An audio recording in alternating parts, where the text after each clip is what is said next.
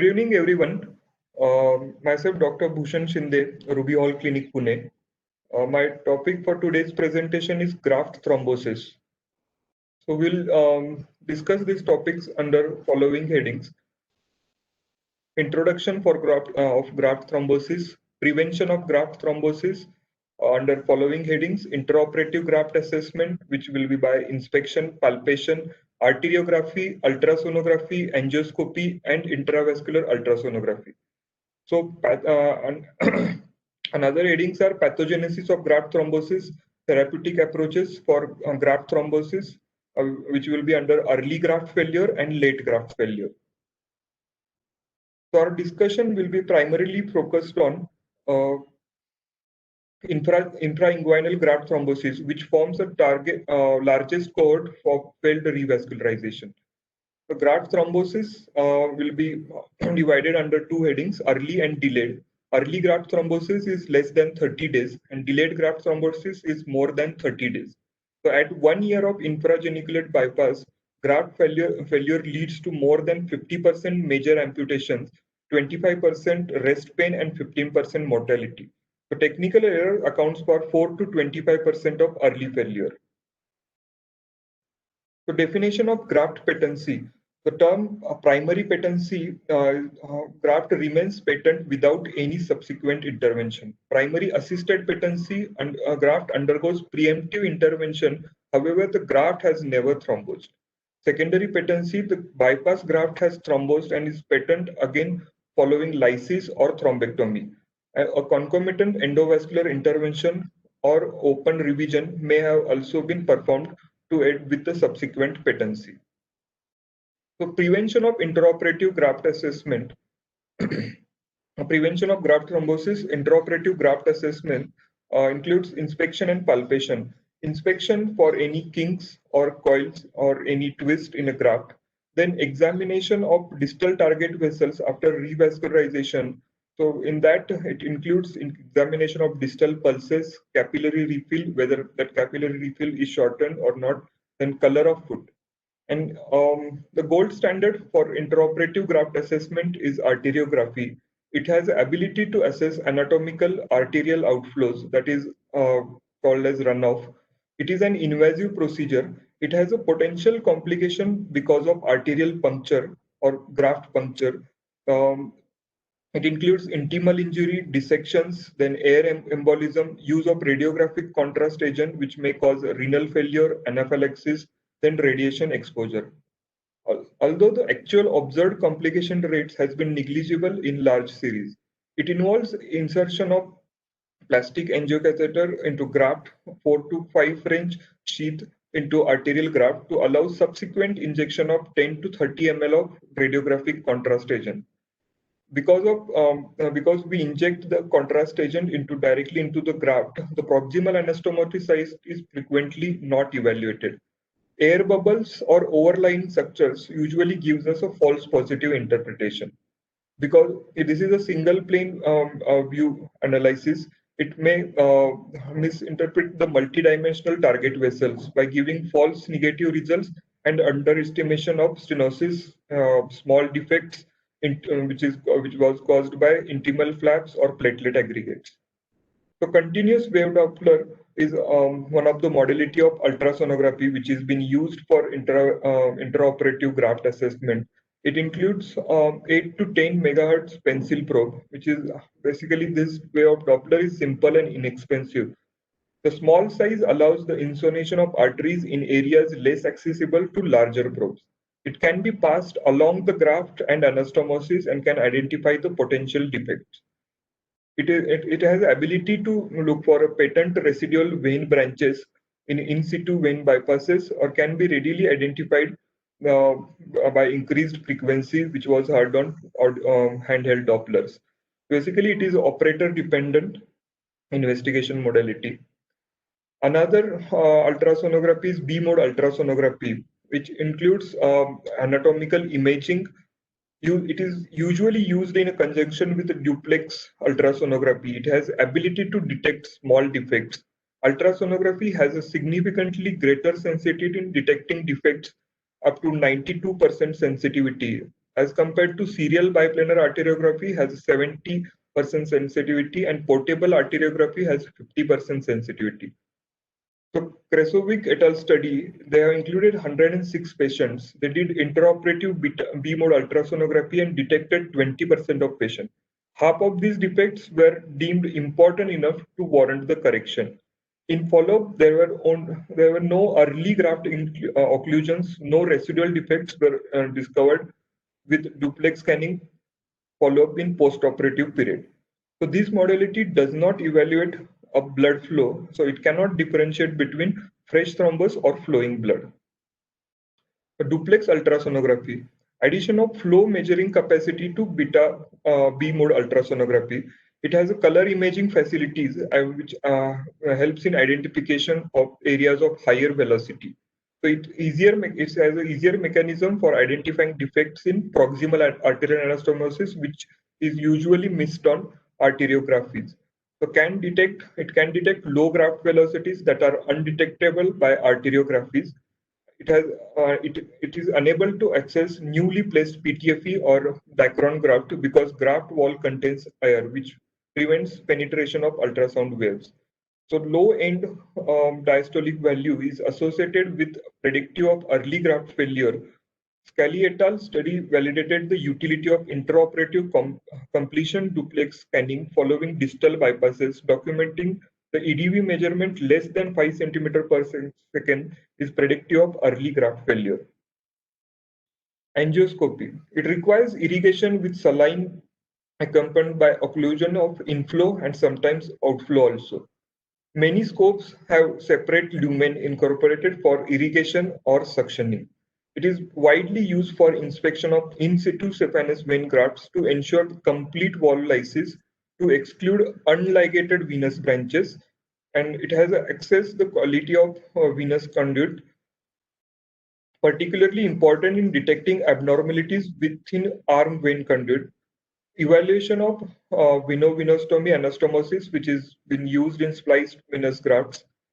Mild intimate injury may occur with angioscopy, which is common with larger diameter scopes. A small diameter scope, 1.4 mm in human vein grafts, appears to have significantly low late clinical consequences. So in 2002, study from Sweden documented a successful application of intraoperative angioscopy, and they have concluded that angioscopy has an impact on primary graft patency rate and therefore reduces the need for subsequent interventions. Intravascular ultrasonography. It basically uses a flexible catheter system. It generates two-dimensional cross-sectional image. It has a circumferential rotation of miniatures 10 to 30 MHz ultrasound crystal at the catheter tip. It has been proved to be accurate in measuring luminal diameter, identifying stenosis, which has been caused by atherosclerosis or intimal hyperplasia. So miscellaneous modalities are sterile blood pressure cuff during surgery, which has been used after revascularization to check the distal blood pressure or the blood pressure indexes. So then pulse recording by plethysmography, then photoplethysmography, transcutaneous oxygen tension measurement.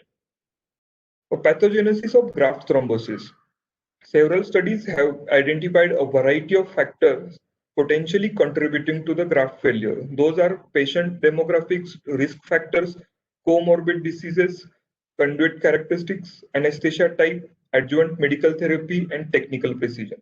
National Surgical Quality Improvement Program NCQIP database from 1995 to 2003 to elucidate risk factors predictive of graft failure in patients who underwent infrainguinal arterial bypass revealed that younger age, African American race, and rural target vessel, those are important risk factors for graft thrombosis.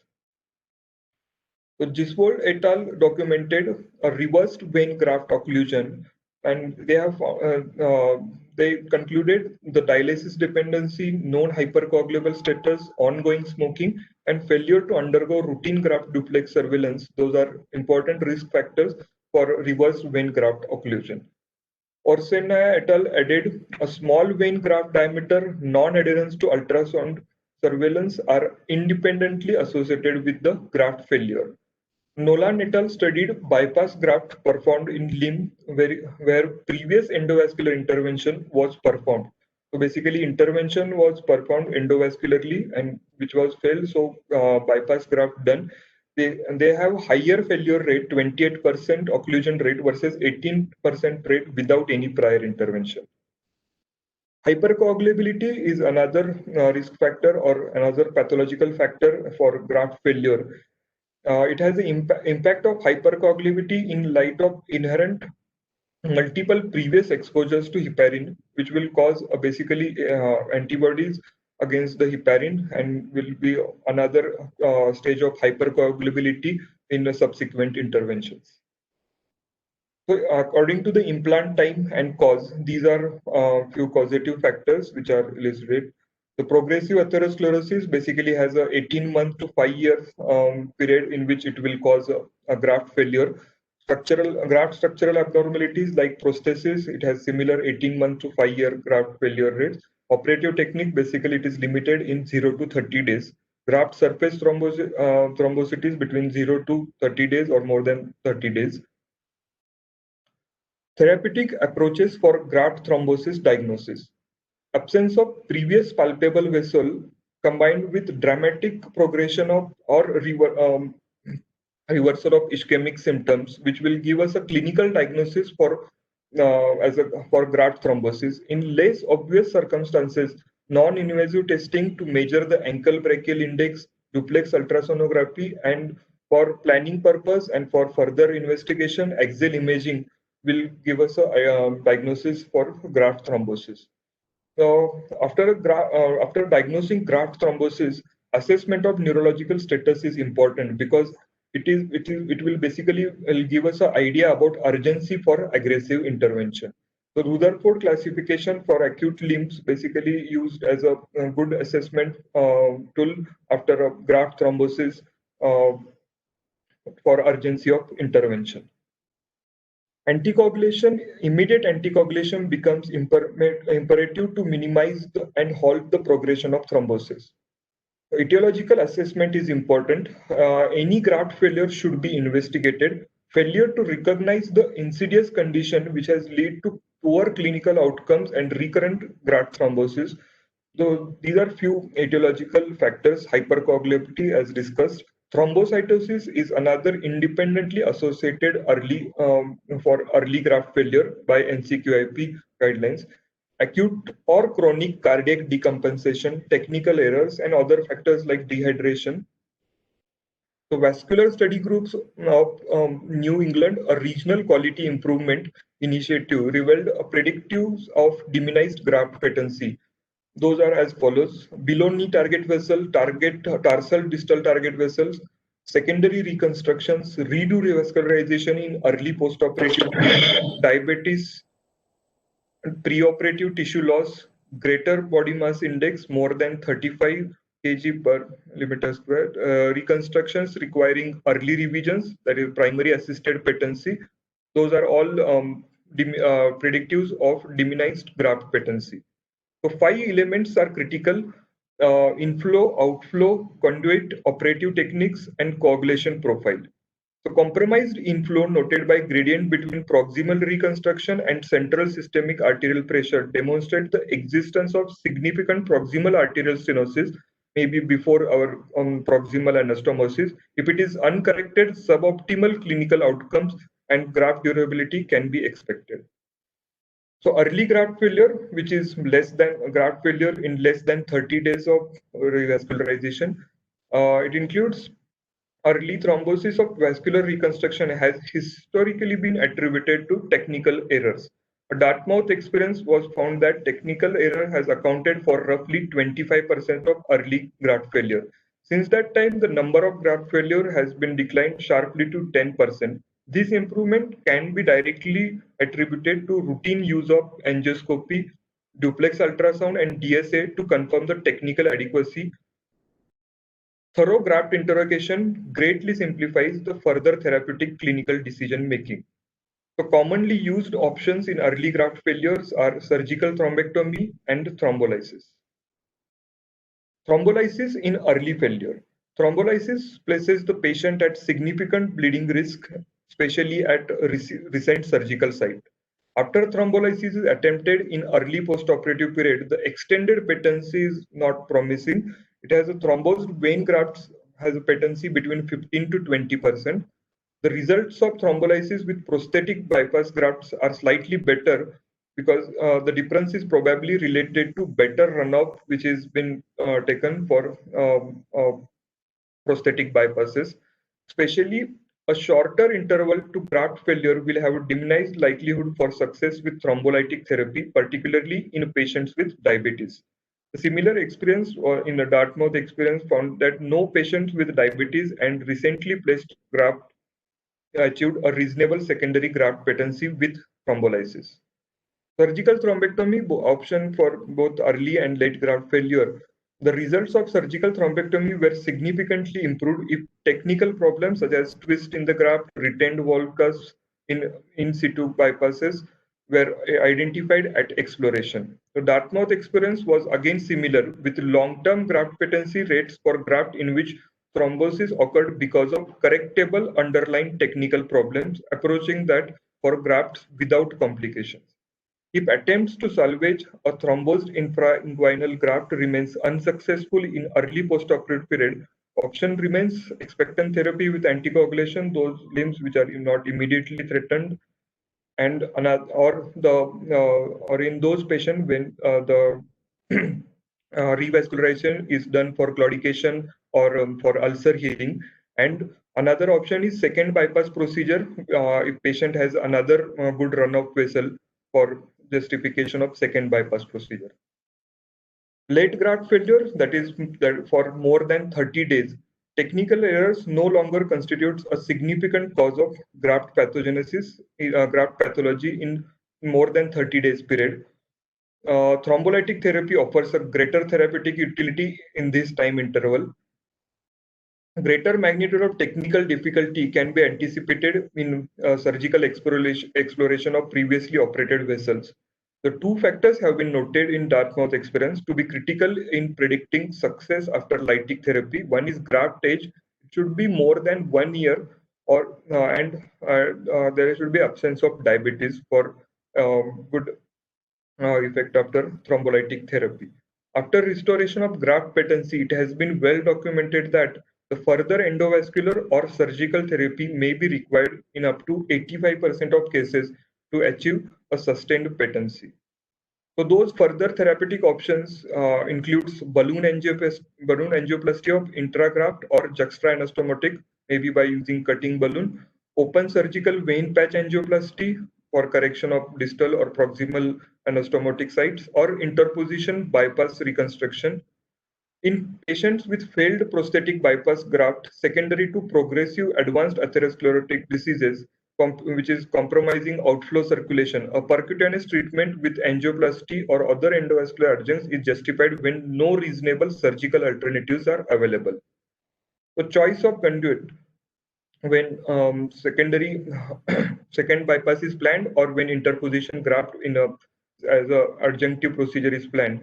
The optimal autogenous vein conduit for replacement of short segment of vein graft is ideally derived from either the remaining ipsilateral saphenous vein or lesser saphenous vein. The arm vein, when deemed acceptable on preoperative duplex scan and intraoperative angioscopy, remains an appropriate alternative conduit for graft revision or secondary bypasses.